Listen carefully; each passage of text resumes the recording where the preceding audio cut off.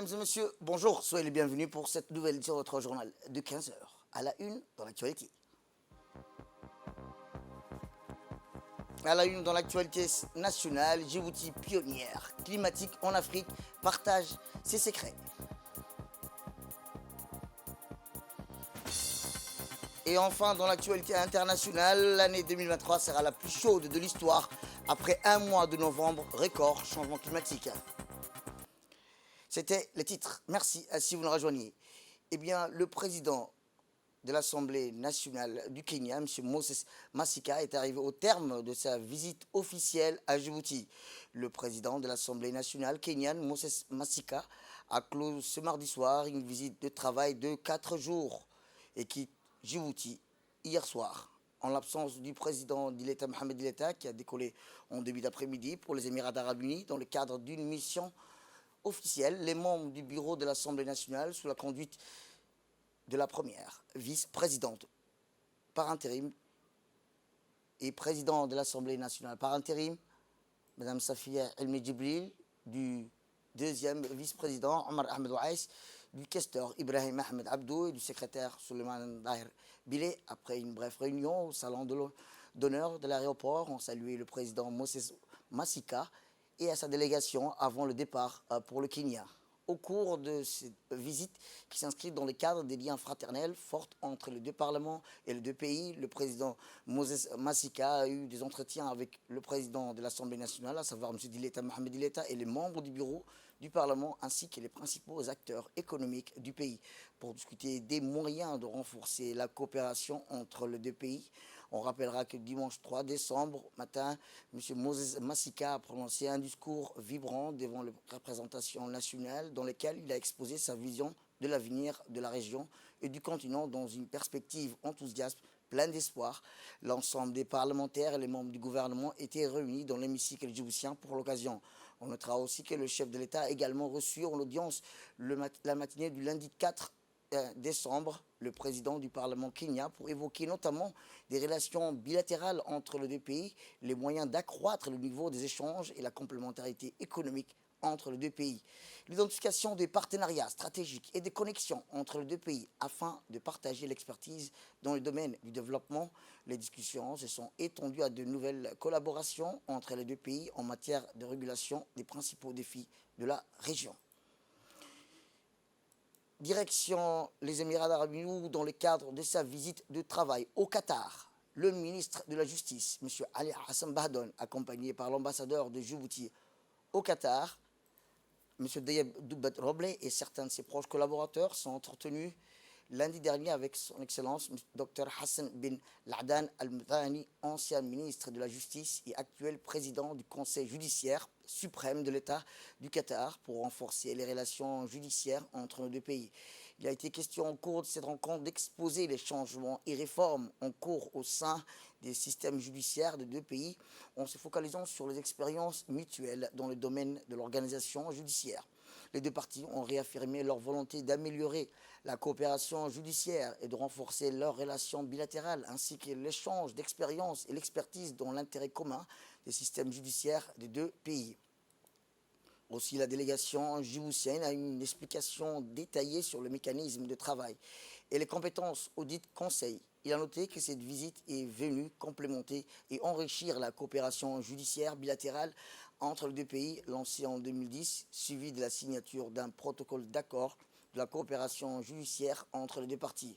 Toujours dans la poursuite de sa visite de travail, le ministre et sa délégation se sont rendus le mardi 4 décembre au tribunal des investissements du commerce du Qatar, où ils ont été reçus par le président du tribunal, l'honorable Khalid bin Ali, avec lesquels ils ont eu des discussions fructueuses sur le fonctionnement de ce tribunal et la manière dont celui-ci participe aux procédures rapides, efficientes, de règlement des différends qui répondent à toutes les normes internationales modernes, protégeant les droits, renforçant la transparence et l'égalité des chances et contribuant à la réalisation de la vision nationale du Qatar 2030.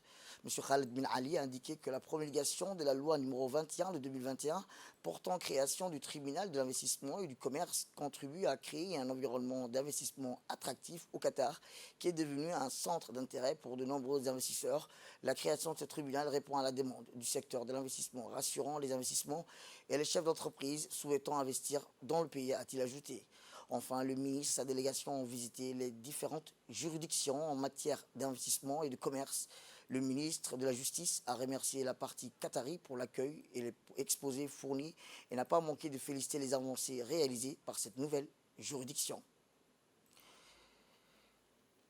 Autre actualité dans ce 15h, c'est aussi à l'occasion de la COP 28, le ministre de la Culture de la République de Djibouti, M. Mohamed Ahmed Awale, ministre activement, a participé à une réunion axée sur la construction de la résilience dans un contexte fragile. La session a mis en lumière les défis communs du Sahel et de Djibouti face au changement climatique. Il a indiqué que parmi aux ministres de partager les initiatives novatrices mises en place par le gouvernement djiboutien. Situé entre la mer Rouge et fait face à un climat aride avec une précipitation annuelle moyenne seulement de 150 mm. La population rurale pratique l'élevage extensif pour faire face aux défis liés à la disponibilité de l'eau et des pâturages, en rappelant que les éleveurs ont adopté la transhumance vers les pays frontaliers conformément à cet accord traditionnel. Le ministre a souligné les similarités des défis, des opportunités entre le Sahel et Djibouti, soulignant échanges continus d'expertise entre les deux régions. Les 4 enseignements clés présents par le ministre sont les suivants. L'approche participative et communautaire est fondamentale pour l'efficacité et la durabilité d'intervention. Les impacts dévastateurs du changement climatique dans les régions fragiles, telles que le Sahel, ont été soulignés lors de la réunion. Le changement climatique entraîne une diminution de la production alimentaire, exacerbant l'insécurité, la pauvreté et provoquant des immigrations massives et des conflits transfrontaliers. La session a également examiné les programmes en cours au Sahel et à Djibouti, mettant en avant les programmes communs de la FIDA pour le Sahel. Ces programmes visent à répondre aux défis de la Covid-19, des conflits et du changement climatique, en mettant l'accent sur le développement agricole, la restauration des sols et la sécurisation de l'accès aux marchés transfrontaliers. Djibouti appelle à une collaboration internationale accrue pour faire face aux défis climatiques, soulignant l'importance de partager les enseignements et mettre en œuvre des solutions novatrices, résilientes.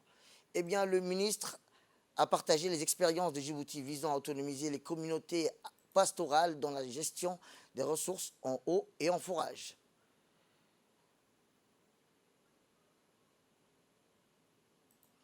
Eh bien, comme je vous disais, la gestion en eau et des ressources en eau et en forage a rappelé le ministre.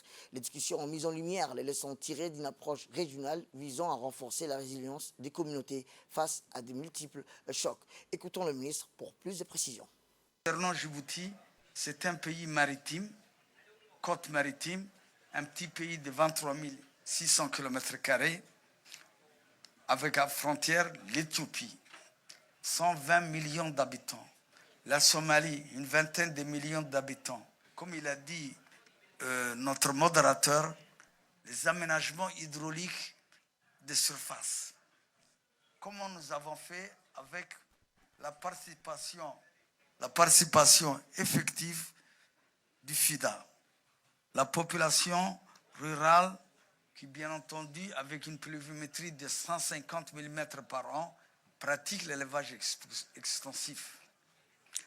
Alors, comment nous avons fait? Nous avons mis au niveau des corridors, des parcours transfrontaliers, nous avons créé des forages, des points d'eau, des retenues d'excavation, des citernes enterrées. Nous avons bordé tout. Et ça a permis de rapprocher les parcours avec l'eau. Avant, lorsqu'il pleut, il y a les parcours, tu veux aller au niveau des parcours. Mais il n'y a pas d'eau. Donc, vous êtes obligé de faire 5 km pour avoir les parcours parce qu'il y avait la pluie là-bas. Et vous retournez pour qu'il n'y ait pas, les animaux n'aient pas soif, 7 km parce que le premier point d'eau est à ce niveau-là. Qu'a fait le FIDA et les autres bailleurs de fonds, ainsi que Djibouti? Nous avons quadrillé d'eau de surface, des forages sur l'ensemble du territoire, ce qui nous a permis de rapprocher les parcours et l'eau. Le problème ne se pose plus maintenant. Autre actualité dans ce 15 heures, c'est aussi les membres composés des représentants des pays membres de l'ORA de l'Océan Indien ont convergé vers Djibouti pour délibérer sur des questions cruciales liées à la lutte contre l'antidopage et au développement sportif de la région. Lors du secrétaire d'État chargé des sports qui a orchestré un somptueux déjeuner en l'honneur de la délégation de l'Océan Indien, remerciant tous les responsables et membres de son département engagés activement dans l'organisation de la réunion du Conseil ORAT Océan Indien. Sous les auspices du secrétaire d'État chargé des sports, cet événement exceptionnel a été marqué par une convivialité chaleureuse, des discussions fructueuses, l'engagement envers l'intégralité sportive et le renforcement des liens entre les nations de l'océan Indien a été au cœur des délibérations illustrant un partenariat dynamique et unifié. Le déjeuner a réuni des figures éminentes du secrétaire d'État chargé des sports, parmi lesquelles la secrétaire générale du secrétaire d'État jeunesse du sport, Mme Khadija Ibrahim Idriss, et les hauts cadres des membres importants du département des sports. Ces moments privilégiés a offert une plateforme unique pour les échanges informels, des discussions constructives, renforçant ainsi les fondations d'une coopération sportive durable. Direction la Libye, où notre ambassadeur non résident de Djibouti en Libye rencontre le Premier ministre du gouvernement d'unité nationale libyen en marge de la conférence des pays sahélo-sahariens à Tripoli. L'ambassadeur non résident de Djibouti en Libye et représentant permanent de la Ligue des États arabes, M. Ahmed Al-Barri, a rencontré le chef du gouvernement d'union nationale, Abdelhamid Al-Debeibi, lui transmettant les salutations de son Excellence, le président de la République, M. Ismaël Omar Guelleh, soulignant le soutien de notre pays à tout. C'est dans l'intérêt de la sécurité et la stabilité de l'État frère libyen. C'était en marge de la conférence des ministres du Travail des pays de la communauté du Sahel et du Sahara qui s'est tenue pendant 2 jours, du 27 au 28 novembre, dans la capitale libyenne Tripoli, au nom de son Excellence le ministre Abdi Saïd, ministre du Travail, chargé de la formalisation de la protection sociale et en présence d'une délégation de haut niveau du ministère du Travail. Eh bien, l'ambassadeur a prononcé un discours lors de cette conférence, au début de laquelle il a remercié son Excellence le Premier ministre du gouvernement d'unité nationale libyenne pour avoir parrainé cette conférence et a évoqué la question de la lutte contre le chômage dans les États membres et les solutions proposées mettant l'accent sur le rôle de notre pays dans la lutte contre le chômage à travers l'adoption par le gouvernement des projets de dialogue communautaire. Retour à Djibouti où l'ambassade de la République fédérale démocratique d'Éthiopie a organisé dans les locaux une cérémonie dénommée Nuit éthiopienne, où vous le verrez dans nos prochaines éditions. Autre actualité dans ce 15 heures, c'est aussi le ministère des Affaires sociales et de la solidarité qui a procédé hier à la clôture d'un programme de formation au métier manuel informatique pour les jeunes arabophones d'une durée de 6 mois au centre de formation d'Al-Rahma dans le cadre du programme Solutions pérennes, mis en collaboration entre le ministère des Affaires sociales et le PAM sur le financement de l'Union européenne. Présidé par M. Djibah Benoît Frimans, conseiller principal du ministère des Affaires sociales et de la solidarité, la cérémonie s'est déroulée en présence du directeur général d'Al-Rahma, M. Abdouqani Al-Quraishi, mais également des partenaires sectoriels et au développement tels que le MENFOB, Qatar Charity, ainsi que les cadres respectifs des institutions impliquées. L'activité s'inscrit dans la continuité de l'engagement envers l'investissement dans le capital humain, une priorité essentielle pour le développement social et économique à long terme. Ces projets incarnent la stratégie du ministère des Affaires sociales et de la solidarité axée sur l'autonomisation des ménages pauvres. En effet, les jeunes lauréats arabophones, soigneusement sélectionnés parmi les bénéficiaires de ces programmes sociaux, à partir de la base des données du ministère, ont suivi un programme de formation diversifié comprenant la couture, la soudure, la menuiserie et l'informatique. Conçu dans le but de renforcer la résilience durable au sein de la population vulnérable, cette initiative s'inscrit également dans la vision plus large du ministère des Affaires sociales et de la solidarité, visant à favoriser la sortie de la pauvreté par le biais des formations spécialisées. Cette approche vise à doter ces jeunes de compétences essentielles pour créer leurs propres opportunités entrepreneuriales, représentant ainsi une étape concrète vers l'amélioration socio-économique. Cette cérémonie marque la conclusion triomphante des formations menées par le ministère des Affaires sociales et de la solidarité, s'inscrivant dans la ligne des initiatives visionnaires telles que la récente remise des certificats aux jeunes formés au photovoltaïque il y a un mois de cela.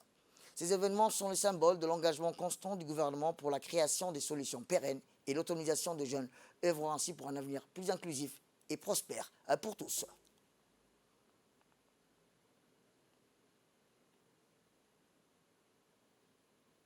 Eh bien, le conseiller technique, M. Mahmoud Bilal Ali, a exprimé sa joie de participer à cet important événement de remise des certificats.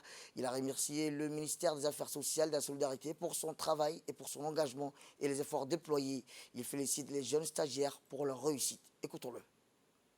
Nous venons d'assister à une cérémonie de remise de certificats et de kits aux jeunes formés aux métiers manuels et informatiques.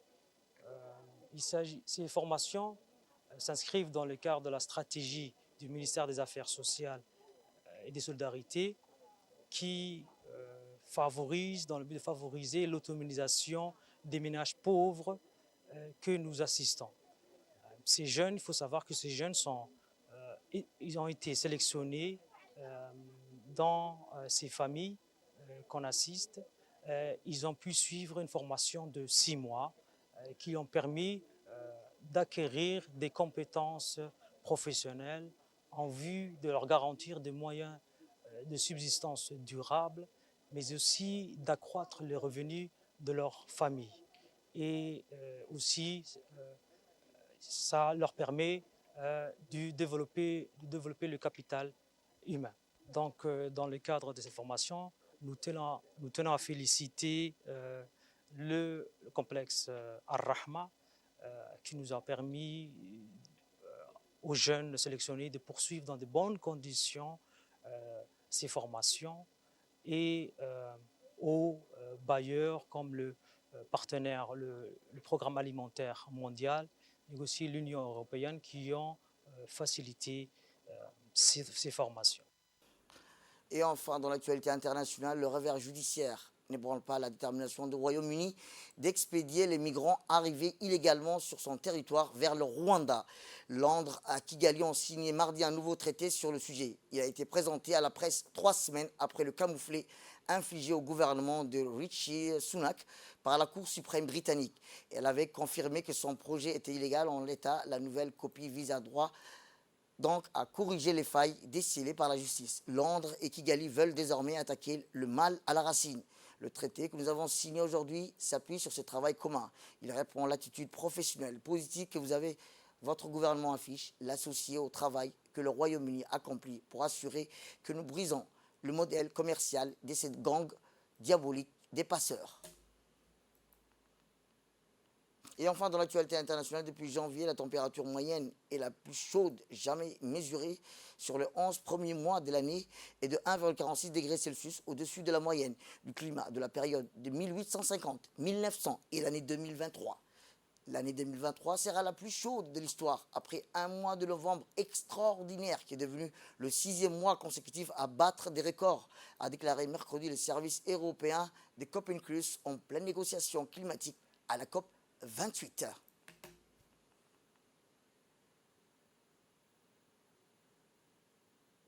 C'est la fin de cette édition. Merci à vous de nous avoir suivis. Restez avec nous pour la suite de nos programmes télévisés.